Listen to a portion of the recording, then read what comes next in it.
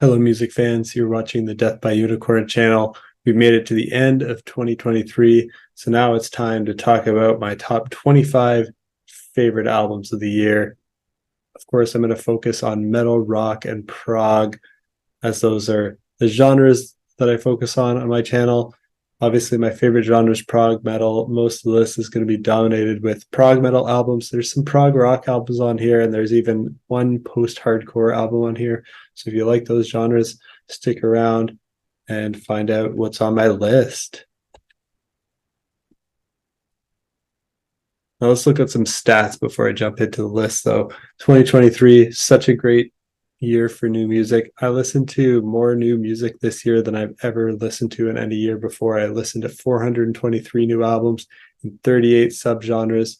We've got a nice graphic here because I'm a total Excel nerd and I tracked it all. And you can see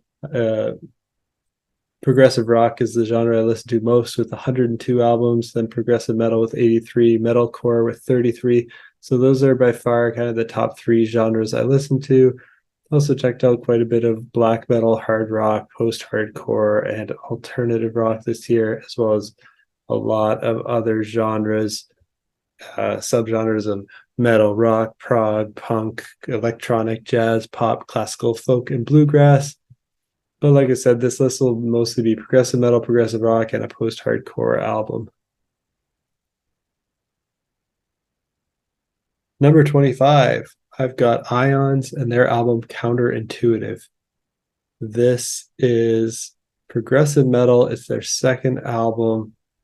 They're a band from the Czech Republic. If you're a fan of Tesseract, check it out. There's really great rhythmic stuff on this album, but also great vocal melodies and atmosphere. I only just discovered them this year, but I went back and listened to their first album. It's also great.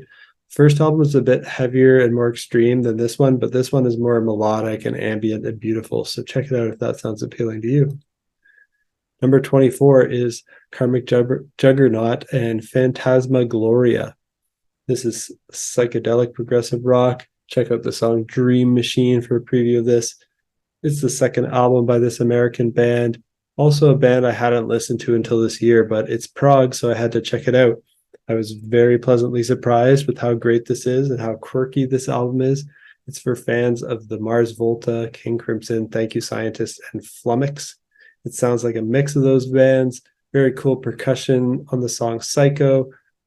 And it's just unique how they put the credits for the album right in the last track. I think people who listen to music on shuffle might not like that, but it kind of works well when you listen to the album from start to finish, as you should. They have a very comedic vibe as well with their lyrics and spoken word interludes. Their craziness is reminiscent of Frank Zappa or the wackier works of Devin Townsend as well. And as amazing as this album is, I also went back and checked out their debut full-length album because of this, and I think it might just be slightly better than their second album. Needless to say, this is a band I've added to my list of favorites, and I'll check out anything they release in the future. At number 23, I have Moon Safari and Himlabacken Volume 2. This is the fifth album by this Swedish band. It's a progressive rock album. For fans of Dream Theater, Yes, and the Beach Boys, it sounds like a mix of those three bands. The first song, 1980X, Heaven Hill, has a very 80s feel. The next song, Between the Devil and Me, is a great song and also has a bit of 80s in there. Teen Angel Meets the Apocalypse is an amazing prog epic, one of the best epics of the year. And it goes into some more metal territory at parts, almost sounding like Dream Theater. The epic ends with the melody of London Bridge is Falling Down. But I think maybe they changed one note or so it's not an exact copy of that melody, but it's an obvious nod to it. This is my favorite epic of the year that I wouldn't count as metal. I made a video over on my channel for my top 25 prog epics of the year, so go check that out if you're interested to see what my favorite epics are from 2023. And for that video, I define a prog epic as a song being over 13 minutes in length in the prog genre. Number 22, I have Alkaloid and Newman. This is the third album by this German band. It's progressive death metal. It's the first album I heard by them, but I went back and I listened to their first albums right after hearing this. They're also stellar. Some moments sound like technical death metal and remind me of The Faceless and early Cynic. Some moments sound like classic Prog and remind me of King Crimson. Lots of great guitar shredding on here, lots of brutal growling vocals, but also some nice melodic and clean singing from time to time. And upon listening and then Googling this band, I learned they were formed by former and current members of Obscura, Obsidious, both bands that I love. Necrophagist, Aborted, Dark Fortress, Non-Euclid, and Blotted Science. So these are veteran players from very technical and aggressive bands. And you could tell they're experienced, they're great players, but I love the more progressive direction they took on this one.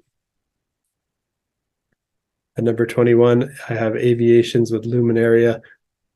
This is the third album by this band from the US. It's progressive metal. The opening track, Prelude, is a perfect short prelude track to build suspense and get you pumped for what's to come. When the lead vocals on the second track, Cradle, come in, they remind me of Mike Lessard from The Contortionist. Even the drumming, keyboard, and guitars remind me of The Contortionists, which is a band I really love, so I'm here for it. The third track, Safe House, reminds me more of Periphery. And then the fourth track, Legend, is the heaviest on the album so far. It brings out some harsh vocals to contrast with the amazing melodic, emotional, powerful, clean vocals. Clean vocals sound a bit like Casey Crescenzo from The Deer Hunter to me. The rest of the album is all killer, with the last track, Blink, being my current favorite. This sounds like The Contortionist plus Periphery plus The Deer Hunter, so check it out if that sounds good to you. I only discovered them this year, but I went back and listened to their catalog. It's all great stuff. Number 20, I have Stormhaven with Blind Sight. This is the fourth album by this French band. And it's progressive death metal for fans of Opeth and Wilderun. It has a prog epic as the last track. It's almost 25 minutes long. It's called Dominion. That's my favorite track on the album. This is another band I only just discovered this year, but I listened to all their albums right after hearing this, and they're all great. Number 19 is Black Orchid Empire with Tempest Veritas. This is the fourth album by this band from the UK. It's progressive metal with that gent style, but also has some pop and alternative influences. Check out the song Last Ronin for a preview. It sounds genty, but also really catchy and accessible. Recommend this for fans of Tesseract. There's no harsh vocals on here, so this would be a good album for people who like the instrumental aspects of progressive metal and gent, but who don't like harsh vocals. Last Ronin's a great song. The intro gives me Tool vibes. When the vocals come in, they sound like Tesseract. I also think fans of the band Soen would like this because I get some of their vibes on this album. Some other standout tracks are Scarlet Haze and Glory to the King, both songs with great catchy choruses. Number 18, I have Baroness with Stone. This is the sixth album by this American band. I think this might be their best album yet for me, and I've liked all their other albums up to this point as well. I feel this one has more variety than their previous albums, mostly clean singing, but a lot of the vocals have that typical Baroness vocal sound where they're almost always harmonizing like Alice in Chains do, or how Intronaut does in clean vocal sections.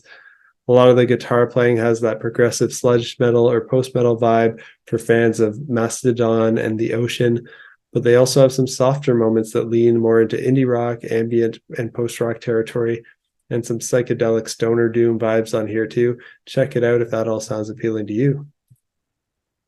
Number 17 is District 97 with Stay for the Ending. It's the fifth album by this American band. Powerful female vocals by Leslie Hunt, who is an American Idol finalist.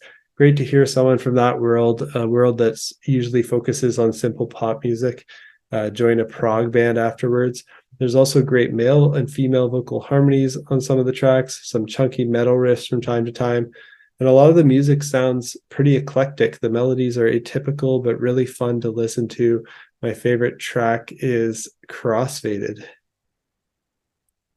Number 16 is Hail the Sun with Divine Intertention.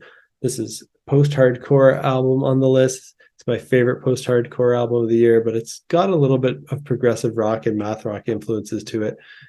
This is their sixth album. They're a band from the US. They have the high-pitched emo style vocals that are really catchy. But you have to be ready for that teen angst sound, even though the members are far from their teenage years. There's really fast guitars and drumming for fans of Dance Gavin Dance, Idola, and Protest the Hero. Their last album was also in my top 20 albums of 2021. I like all the material they've put out. This is no exception. I think it's great. Close to on par with their last album. Hard to say which I prefer at the moment. Number 15 is Hina with Romancing the Ether, the great progressive metal band from Australia, releasing their 5th album. It's a 35-minute prog epic with 6 movements. And the band says this is best enjoyed as a full 35-minute sit down, and I agree. Apparently, this ends the conceptual story that has spanned their entire back catalog. This epic song is a genre-bending journey that touches on djent, pop, world music, and electronic, ambient, rock, and metal. There's amazing vocals, both male and female on here, with amazing harmonies between them. Great guitar solos, too, for fans of Toe Hider. Number 14 is King Gizzard and the Lizard Wizard with Petrodragonic Apocalypse, or the subtitle is really long here, Dawn of Eternal Night and Annihilation of Planet Earth and the Beginning of Merciless Damnation. This is progressive thrash metal. It's the 24th album by this great Australian band who makes albums and songs in so many different genres with an emphasis on psychedelic rock, but also progressive rock, thrash metal, jazz fusion, and sometimes going as far as dream pop and hip hop. This album is most similar to their 2019 album Infest the Rat's Nest because it has that thrash metal style, but it's more progressive. I think it's even better than Infest the Rat's Nest, and this might be in my top 5 King Gizzard albums overall, but I need to listen more to decide for sure. They've gone and made a full prog metal album here for the first time. It's really nice to hear them playing my favorite genre of music. I love the time signature changes and odd time signature parts. The tone of the guitar sounds like Metallica, but the complexity of the songs are way beyond anything Metallica ever did. If you like Megadeth and Metallica, but want to hear music like that done with the craziness and quirkiness of Mr. Bungle and the rhythms and atmosphere of Tool, then this is an album you should check out. My favorite tracks are Dragon and Converge. At number 13, I have The Deer Hunter with Migrant Returned. This is progressive rock with indie rock influences. It's a reimagining of the 5th album by this great American band. I already really love the original version of the album. This is so similar to the deluxe version of Migrant that's on Spotify, but the songs are in a different order here. They might have some slight differences in the recording, production, and arrangement. There's also 3 new songs that I hadn't heard before, Middle Ground, Like Crazy, and Owls.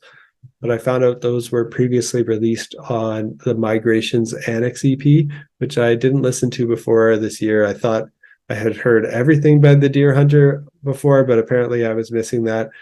Everything on here is great, but I actually would prefer that they had worked on more new material. I thought we would have their album Sunya by now, and I'd much rather that they had focused their energy on that. But I think I'll still include this on my list because it's just so good. Like, I love listening to it. My favorite track on here is probably the same as my favorite track on the original, which is Whisper. It sounds almost exactly the same on this version, but the main difference I noticed was this new version doesn't have the loud string part in the intro that the original version had. Number 12 is OK Goodnight and their album The Fox and the Bird. This is progressive metal, and it's the 2nd album by this American band. There's amazing female vocals on here with mostly clean singing, but there are some harsh vocals on the album. Lots of beautiful, soft, folky passages on the album, but also some heavy riffing metal sections for fans of Haken and The Deer Hunter. Number 11 is Bear Ghost and their album Jiminy. And this is a progressive rock album, I guess. It's kind of weird. They describe it as adventure rock. This is the 2nd album by this American band. The vocals remind me of Casey from The Deer Hunter, but the music here is wacky and fun and has moments that are like a really funky polka rockabilly blues. They remind me of the spirit of Mr. Bungle. And I listened to their first album as well shortly after hearing this. It's also great. So this is a new band for me that I will add to my growing list of favorite bands. I'll make sure I follow everything they do going forward. Number 10 is Omnirod with the Immensal Rise. This is progressive death metal, the third album by this Belgian band, but the first of theirs that I've heard, and I've got to say I was blown away. This is for fans of Wilderun, Neobliviscaris, and Devin Townsend. Every member of the band brought their A game in their performances, and the compositions are just epic journeys on here. Number 9, Hypnos with their album Sheol. This is progressive metal with post-metal influences. The 6th album by this French band. I'm surprised I never listened to an album by them before. This is right up my alley. It's really good. If you're a fan of the ocean, you'll like this. My main critique is there's a bit too much spoken word on this. There's several passages throughout the album. They're mostly in French, but the lyrics for the singing and screaming seem to be mostly in English. I'm very particular about spoken word in music. I think there's only a handful of bands who I enjoy that from. So you pretty much have to be King Gizzard and the Lizard Wizard or Sixth for me to be happy to hear that. But my favorite track on here has become my most listened to song of the year. That's Sheol Part 2. I just really love it. And I've grown to love the whole album from start to finish as well. It's just an amazing listen, an amazing journey.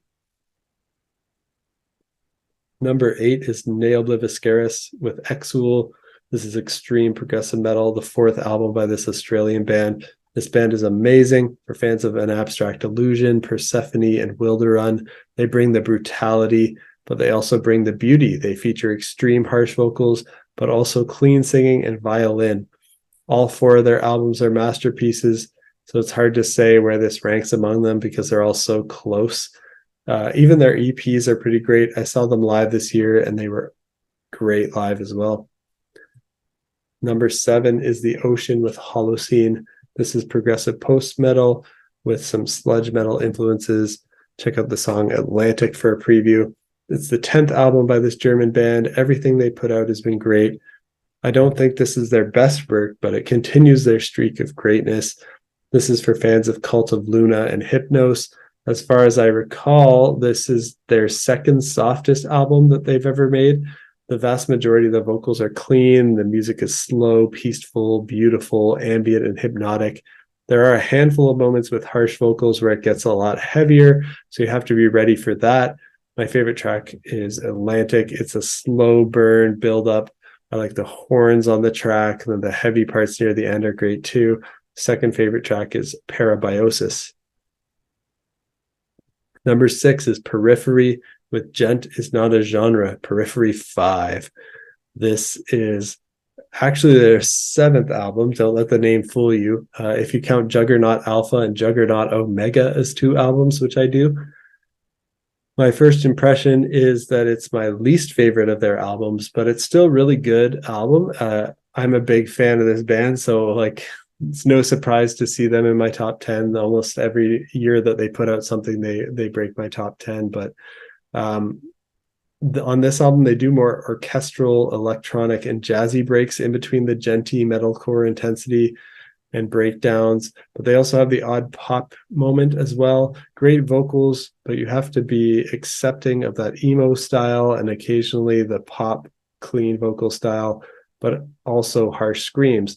So I think a lot of the emo and pop listeners won't like the vocals because they're too much screaming, too harsh, but then extreme metal purists won't like the clean singing parts. I like both, so I'm in the clear. There's great guitar riffing and solos, excellent drumming, cool composition.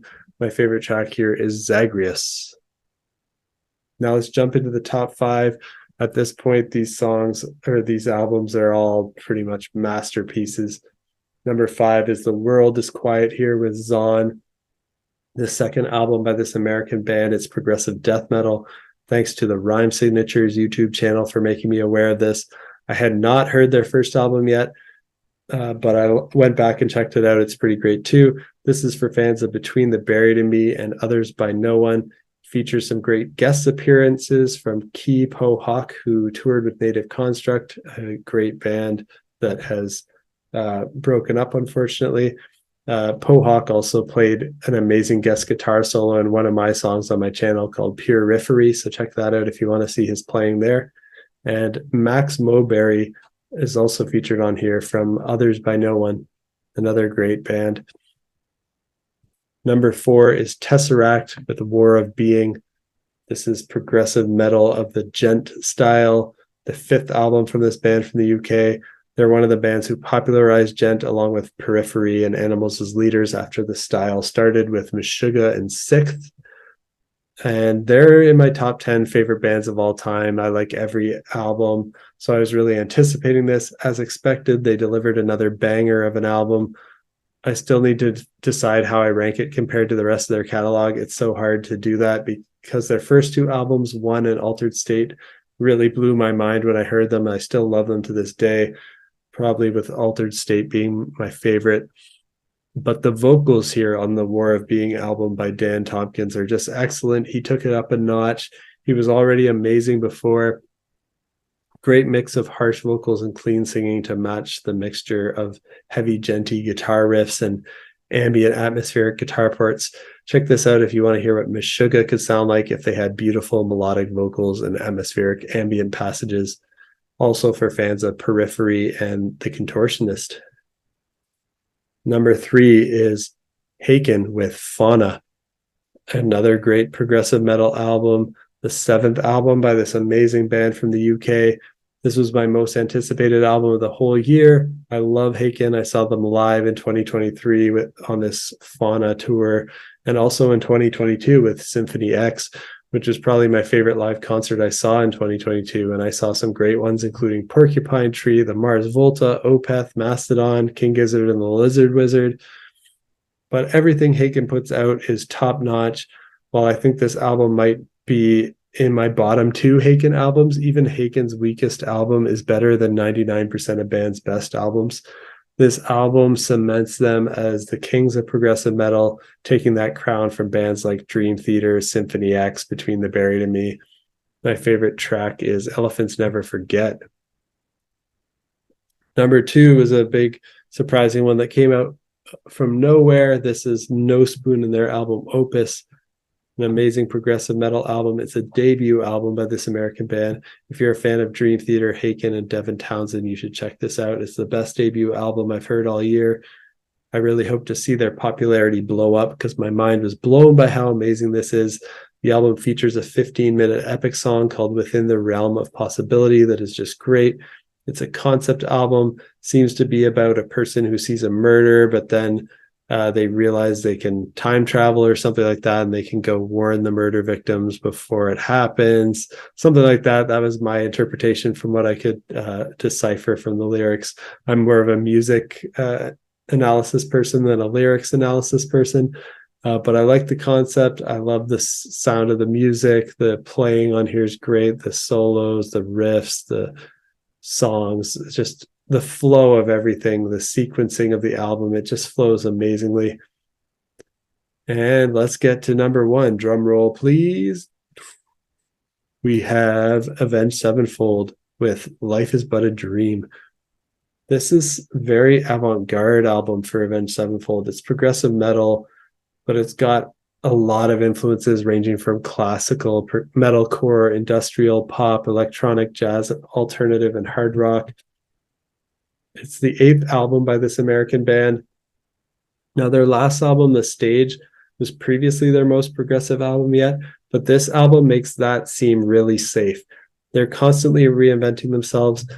When they started out as a band, they started out more in the metalcore scene for their first 2 albums. Then they went in a less hardcore, less screaming, more accessible, traditional heavy metal direction with their next 3 albums, but still did a lot of cool experimentation in progressive stuff and genre bending by including some songs that were more orchestral and some that were more country. Then I didn't really like Hail to the King from 2013. I feel like they kind of stopped experimenting, played it too safe, and sounded too similar to traditional bands like Iron Maiden and Metallica on that one. But their previous album, The Stage, got them back on track. Now, for this album, Life is But a Dream, the first single that came out was Nobody. It sounded like a continuation of the sound from The Stage. The next single they released, We Love You, was really weird and all over the place. But now that I've listened to the whole album, I can say it's strange but interesting. I like that it's all over the place. I feel like this album is what Sleep Token wishes they could do, as they attempted a lot of genre bending on their album from this year, but theirs felt kind of more juvenile, whereas Avenge Sevenfold does this here with mastery in the composition, the performances, and the production. My favorite tracks are Cosmic, the longest song on the album at just over 7 minutes, and G, a strange, progressive, and jazzy song that is wacky like Frank Zappa and Mr. Bungle. It features time signature changes, female background vocals. I think this album's really divisive. I think a lot of people will think it's amazing and the best thing they've done, but fans of their more straightforward, accessible hard rock stuff will find it confusing and weird. This album is for people who are fans of weird stuff like Mr. Bungle, people who want bands that bring a lot of different influences. For example, Beautiful Morning starts out sounding like the song Them Bones by Alice in Chains. Ordinary, which is the one song on the album I don't really like, sounds a lot like Get Lucky from Daft Punk. Death sounds like a jazzy big band crooner song in the style of Frank Sinatra or something from the 1940s or 50s. Then the closing track and title track is a solo classical piano piece played by Sinister Gates, which is unexpected and a pretty interesting way to end the album. The lyrics are very philosophical about things like life, death, and AI. I'll need some more listens to really digest what it all means for sure, as I mostly listen to the music. The guitar solos on the album are great as usual. They're all very different sounding than usual. I like how they all sound different from each other in terms of guitar tone, note choices, and playing style, as opposed to their previous albums where the guitar solos were more similar to each other and had that more metal style with dueling, harmonizing solos and stuff like that you might hear in Iron Maiden. Easier has auto-tune, has vocoder, a vocal effect in it. It's a little bit over the top for me, but there's guitar moments that sound a lot like Red Hot Chili Peppers on here. It's kind of cool. Sometimes they get maybe a little bit too close to their influences, and it's kind of weird. But I kind of love how all over the place and how this isn't a perfect album, but it just makes it that much more special and that much more exciting to listen to. Guitar solos are on here are just great. So it's the album of the year that I wanted to keep re-listening to the most. It's the one that excited me the most. I love that they took such creative risk. Avenged Sevenfold's a popular band. They could totally play it safe and just keep cranking out something that sounds like Hail to the King over and over again and make a bunch of money. But I like that they're experimenting. So great job, Avenged Sevenfold. Congrats for getting my #1 album of the year spot on the channel here. And if anybody's checking me out for the first time, if you like this video, hit the like button, subscribe to the channel if you want to stay in the loop on when I'm releasing other videos. I may also release my number 50 to 26 of the year, because I've even gone as far as making a top 150. So if a lot of people watch this video and like it, maybe if I get 250 views on this before 2024 starts, I'll put out my number 50 to 26. Let me know down below in the comments if you want to see that. Let me know what you think of my list, and also let me know, what are your favorite albums of the year? Did I miss anything great? I am always in for checking out new music, so let me know. And thank you for watching. Until next time, peace out.